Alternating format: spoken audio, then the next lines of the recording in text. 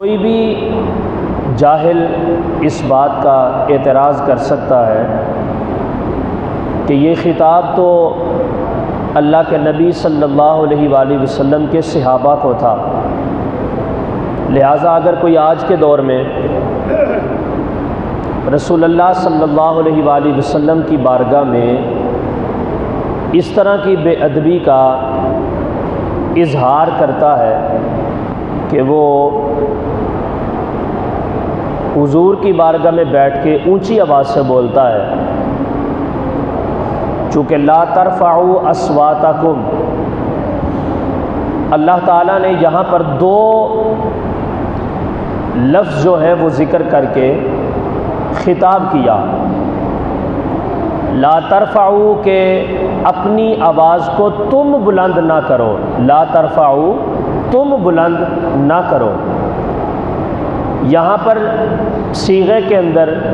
حاضر کی خطاب کی ضمیر ہے کہ تم نے آواز کو بلند نہیں کرنا۔ دوسرے نمبر پہ اصواتکم، اس میں جو کم ضمیر ہے یہ بھی خطاب کی ہے کہ بھئی کس چیز کو بلند نہیں کرنا، تم نے فرما دیا کہ اپنی آوازوں کو بلند نہیں کرنا۔ تو آواز کے حوالے سے ادب بارگاہ رسالت پناہ صلی اللہ علیہ وآلہ وسلم سکھاتے ہوئے اللہ رب العزت نے دو الفاظ ایسے بولے کہ جن کے اندر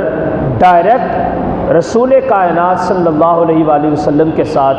خطاب ہے، اور حضور جب تلاوت فرمائیں تو سامنے جو مخاطبین بیٹھے ہیں ان کو بھی خطاب ہو جائے اور اس خطاب کے اندر وہ بھی افراد شامل ہو جائیں۔ یہ آواز کی بات آ گئی۔ دوسرا فرمایا کہ لا تجہروا لہ بالقول کجہر بعضکم لبعض، آگے جہاں پر فرمایا کہ تم نے میرے نبی کو ایسے نہیں پکارنا جیسے آپس میں تم ایک دوسرے کو پکارتے ہو، وہاں پہ بھی اللہ تعالیٰ نے دو لفظ اور دو صیغے جو ہیں وہ خطاب کے ذکر کیے ہیں۔ ایک فرمایا کہ لا تجہروا، تم نے نہیں بلانا یا تم نے نہیں پکارنا یا تم نے یاد نہیں کرنا۔ کیسے؟ بعضکم لبعض، جیسے تم آپس میں ایک دوسرے کو بلاتے ہو۔ آواز کی بلندی کی جب بات آئی تو وہاں پر بھی اللہ نے دو لفظ خطاب کے بولے، اور یہاں پر جب حضور کو پکارنے کی باری آئی تو یہاں پہ بھی اللہ تعالیٰ نے دو لفظ خطاب کے بولے۔ تو ظاہر سی بات ہے اعتراض کرنے والا اس بات کا اعتراض کر سکتا ہے کہ بھائی صاحب قرآن جن لوگوں کے سامنے قرآن پڑھ رہے تھے صرف اس جملے سے وہی مراد ہے، اور وہ حضور علیہ الصلوۃ والسلام کے صحابہ ہیں۔ یعنی کہ اعتراض کرنے والا بتانا یہ چاہتا ہے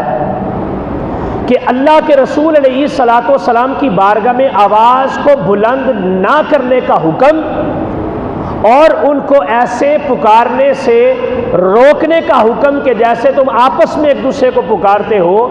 اس کا خطاب صرف اور صرف وہ کہہ سکتے ہیں کہ حضور کے صحابہ کو ہے، باقی امت میں سے کسی کو بھی نہیں ہے، باقی امت میں سے کسی کو بھی نہیں ہے۔ یہ اعتراض کیا جا سکتا ہے کہ بھائی قرآن کہہ رہا ہے کہ تم نے آواز کو بلند نہیں کرنا،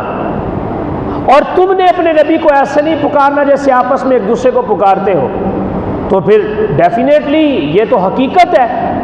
کہ قرآن نازل ہو رہا تھا شب اسراء کے دھولا پر، اور رسول کائنات صلی اللہ علیہ وآلہ وسلم خطاب فرما رہے تھے صحابہ سے، تو ڈائریکٹ قرآن جن کو خطاب کر رہا تھا وہ صحابہ تھے۔ تو یہ اعتراض یہاں پہ اٹھ سکتا ہے کہ بھائی ان دونوں چیزوں سے جو منع کیا گیا اس سے مراد صرف حضور کے صحابہ ہیں، نہ تابعین ہیں، نہ تبع تابعین ہیں، نہ صوفیاء ہیں، نہ اولیاء ہیں، نہ بزرگان دین ہیں، اور قیامت تک جتنے بھی انسان آئیں گے ان میں سے کوئی بھی بندہ اس کے اندر شامل نہیں ہے۔ لہٰذا آج کے دور میں اگر کوئی بندہ معاذ اللہ رسول اللہ صلی اللہ علیہ وسلم کی بارگاہ میں بیٹھ کے اپنی آواز کو بلند کرتا ہے تو وہ اس بے ادبی میں نہیں آئے گا، اور معاذ اللہ آج کے دور میں اگر کوئی حضور کو ایسے پکارتا ہے کہ جیسے آپس میں تم ایک دوسرے کو پکارتے ہو تو یہ بھی بے ادبی کے زمرے میں نہیں آئے گا۔ یہ اعتراض ہو سکتا ہے۔ اب میں اس اعتراض کے دو جواب عرض کرنے لگا ہوں، دو جواب۔ پہلا جواب یہ ہے کہ قرآن مجید برہان رشید صرف صحابہ پر نہیں اترا، یا قرآن پاک کے اندر صرف اور صرف صحابہ کے لیے احکام نہیں نازل ہوئے۔ اس کے اوپر 20 مثالیں قرآن پاک کی آیات میں سے مل سکتی ہیں۔ اللہ نے فرمایا کہ قرآن ھدی للمتقین، سورہ بقرہ آیت نمبر 2، فرمایا کہ یہ قرآن متقین کے لیے ہدایت ہے۔ یا رسول اللہ متقین کون ہے؟ اللہ کے نبی صلی اللہ علیہ وسلم نے آگے خود ہی بیان فرما دیا، رب نے قرآن نازل فرمایا الذین یؤمنون بالغیب ویقیمون الصلاۃ ومما رزقناہم ینفقون۔ 5 اوصاف ان کے ذکر کیے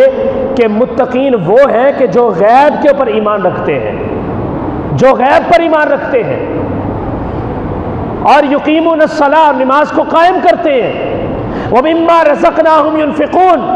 اور ہمارے دیے ہوئے رزق میں سے ہمارے راستے میں خرچ کرتے ہیں۔ پھر فرمایا کہ ہمارے اوپر نازل ہونے والی کتاب اور ہم سے پہلے انبیاء کے اوپر نازل ہونے والی کتاب کے اوپر بھی ایمان رکھتے ہیں، اور آخرت کے اوپر بھی یقین رکھتے ہیں۔ 5 نشانیاں اللہ تعالیٰ نے ایمان والوں کی، متقین کی بیان فرمائی۔ اب میں یہ پوچھتا ہوں کہ صحابہ کرام تو حضور کو سامنے دے کر ایمان لے آئے، اگر آج کا کوئی بندہ حضور کو دیکھتا نہیں ہے، حضور کی صحابیت کو اختیار نہیں کرتا، حضور علیہ الصلوۃ والسلام کا دیدار اپنی آنکھوں سے نہیں کرتا ظاہری طور پہ، بینائی کے عالم میں، بیداری کے عالم میں، تو اگر وہ کلمہ پڑھ لے تو کیا اس کا ایمان قبول نہیں کیا جائے گا؟ اگر یہ کہا جائے کہ قرآن صرف صحابہ کے لیے ہے تو پھر آج کے مسلمان کا تو پھر ایمان قبول ہی نہیں ہے، کیونکہ اس نے تو حضور کو دیکھا ہی نہیں۔ جن لوگوں نے حضور کو دیکھا ان کا ایمان معتبر ہونا چاہیے بس، باقی کو تو کسی کا بھی قبول نہیں کرنا پڑے گا۔ اس لیے پہلے اعتراض کا پہلا جواب یہ ہے کہ قرآن جو ہے یہ صرف صحابہ کے لیے نازل نہیں ہوا، بلکہ قیامت تک، صبح قیامت تک ذریت انسانیت میں جو بھی شخص پیدا ہوگا اس کے لیے الحمد سے لے کر والناس تک پورے کا پورا قرآن ایسے ہی ہے جیسے زمانہ رسالت پناہ صلی اللہ علیہ وسلم میں صحابہ کے لیے تھا۔ جیسے قرآن پورے کا پورا ان لوگوں کے لیے تھا، ویسے ہی قرآن قیامت تک آنے والے تمام تر لوگوں کے لیے ہے۔ اس لیے خواب 20ویں صدی کا بندہ ہو، خواب 15ویں صدی کا بندہ ہو، 1400 سال 1500 سال کے بعد آج کے دور میں پایا جائے، یا صبح قیامت تک جو بھی بندہ پیدا ہوگا اس دنیا کے اندر، اس بندے کے لیے قرآن ویسے ہی مکمل ہدایت ہے جیسے رسول اللہ صلی اللہ علیہ وسلم کے زمانے پاک کے اندر صحابہ کے لیے مکمل ہدایت تھا۔ اس لیے لا ترفعوا اصواتکم کا خطاب اللہ تعالیٰ نے جو فرمایا ڈائریکٹ تو صحابہ کے لیے تھا،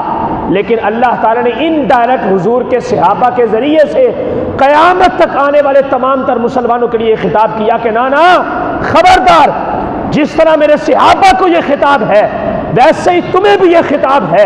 لہذا جس دور میں بھی ہو، جس زمانے میں بھی ہو، جس وقت میں بھی ہو، کسی بھی عالم کے اندر تم نے اپنی آواز کو میرے مصطفیٰ کی بارگاہ میں بیٹھ کے اونچا نہیں کرنا۔ اس کا ایک جواب یہ ہے۔ نمبر 2، دوسرا جواب اس کا کہ کوئی کہہ سکتا ہے کہ لا ترفعوا کا خطاب صرف صحابہ کے لیے ہے، حضور علیہ الصلوۃ والسلام کی باقی امت کے لیے نہیں ہے۔ اس اعتراض کا ایک جواب میں نے عرض کر دیا۔ دوسرا جواب میں یہ عرض کرتا ہوں کہ اس آیت مبارکہ میں پہلے تو ہم نے یہ بات سمجھ لی کہ ڈائریکٹ صحابہ کو خطاب تھا اور ان ڈائریکٹ حضور کی پوری امت کو ہے، ساری امت کو یہ خطاب ہے۔ لہٰذا اس مسئلے کے اندر ہمیں یہ بھی پتہ چل گیا کہ نبی کریم علیہ الصلوۃ والسلام اگرچہ اس کائنات سے ظاہری طور پہ پردہ شریف فرما کے اپنے مزار پر انوار کے اندر تشریف لے جا چکے ہیں، لیکن اس کے باوجود میرے مصطفیٰ کریم علیہ الصلوۃ والسلام حاضر و ناظر ہیں، اپنے ہر غلام کو دیکھتے ہیں، اپنے ہر غلام کی صدا کو سنتے ہیں، اپنے ہر غلام کی بات کا جواب بھی دیتے ہیں، اور جو بھی حضور کا امتی حضور کے اوپر درود پڑھتا ہے حضور اس کے سلام کا جواب بھی ذات فرماتے ہیں۔ حضور کے حاضر و ناظر ہونے کا مسئلہ بھی ذکر ہوا۔ اس لیے میں یہ جملہ، یہ پوری گفتگو یہ پچھلے جمعہ کی تھی، آج میں نے اس کو ذکر کیا چونکہ پچھلے جمعہ میں یہ نامکمل ہو چکی تھی۔ میں مفسرین کا قول ذکر کرنے لگا ہوں۔ علماء نے لکھا اسی آیت مبارکہ سے استدلال کرتے ہوئے علماء حقہ نے اس بات کو لکھا، فرمایا کہ انسان جب روزہ مقدسہ پر حاضری دینے کی سعادت سے بہرور ہو تو وہاں بھی اپنی آواز کو اونچا نہ کرے۔ وہاں پر بھی، اب روزہ رسول صحابہ کے زمانے میں تو نہیں تھا، اس وقت تو حضور بنفس نفیس موجود تھے، بعد میں ٹھیک ہے جب خلفائے راشدین کا زمانہ آیا تو حضور علیہ الصلوۃ والسلام نے پردہ شریف فرمایا اور مزار پر انوار میں تشریف لے گئے، لیکن خلفائے راشدین کے زمانے کے اندر بھی اس فرمان کو اتنا ملحوظ خاطر رکھا گیا کہ حضور علیہ الصلوۃ والسلام، بلکہ صحابہ کا زمانہ تو بڑی دور کی بات ہے، امام مالک رحمۃ اللہ تعالی علیہ نے سالوں جو ہے مدینہ شریف کے اندر بیٹھ کے درس حدیث دیا، تو کتابوں کے اندر آیا ہے کہ آپ جب اپنی کتاب کے صفحے کو پلٹتے تھے تو اتنے آرام سے پلٹتے تھے کہ اس کی بھی آواز پیدا نہ ہو جائے، کہ اس آواز کے پیدا ہو جانے کی وجہ سے کہیں میرے مصطفیٰ کی بارگاہ میں بے ادبی نہ ہو جائے۔ تو حضور علیہ الصلوۃ والسلام کے صحابہ کے غلام بے شمار سال، سینکڑوں سال گزر جانے کے بعد اگر حضور کے ادب کا اتنا احترام، ادب کا اتنا لحاظ رکھ سکتے ہیں تو پھر آج کے غلاموں کو بھی یہ بات یاد رکھنی چاہیے کہ اگرچہ رسالت پناہ صلی اللہ علیہ وسلم مزار پر انوار میں تشریف لے جا چکے ہیں تو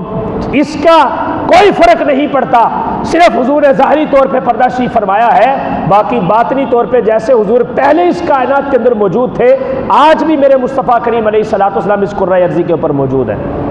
تو فرمایا کہ جب بھی حضور کی بارگاہ میں حاضر ہو تو اگرچہ حضور کے مزار پر جاؤ تو تب بھی تم نے ایسا کرنا ہے۔ آگے کیا فرماتے ہیں؟ فرماتے ہیں جہاں حدیث پاک کا درس ہو رہا ہو، کوئی عالم، کوئی فقیہ، کوئی استاد، کوئی محدث شاگردوں کو یا مسجد کے ممبر پہ بیٹھ کر یا کسی درس قرآن کی مجلس میں رسول کائنات صلی اللہ علیہ وسلم کی حدیث کا درس دے رہا ہو تو فرمایا کہ اس حدیث کا درس ہوتے ہوئے بھی تم نے اپنی آواز کو بلند نہیں کرنا۔